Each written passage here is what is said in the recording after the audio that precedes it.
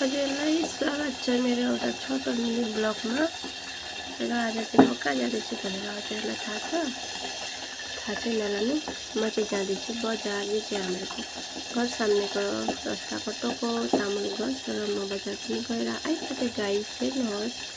र मैले चाहिँ बजारबाट के ल्याएँ भनेर हजुरहरूलाई भन्नेछु।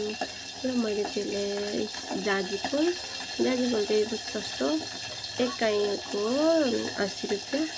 र यतातिर फुलहरू लिएर आएँ र यता मुला लिएर आएँ। अरू बेला त यतिकै बजार मात्रै गयो भनेर देखाउँथेँ नि त गाइस। आज चाहिँ म हजुरलाई सबै देखाउने छु। यो चाहिँ ल्याएँ जुलेबी। जुलेबी चाहिँ एकदम तातो तातो छ है गाइस, ताजा ताजा।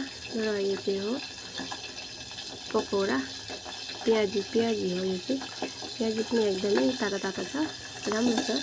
सर्दी लाग्छ नि त, यसो राम्रो हुन्छ कि भनेर ल्याएर आएको। र यता चाहिँ बदाम।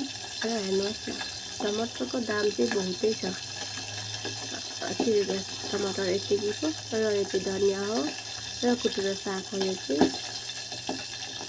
र फर्सी पनि लिएर आएँ र बोडी र यो चाहिँ हो पर्सानी।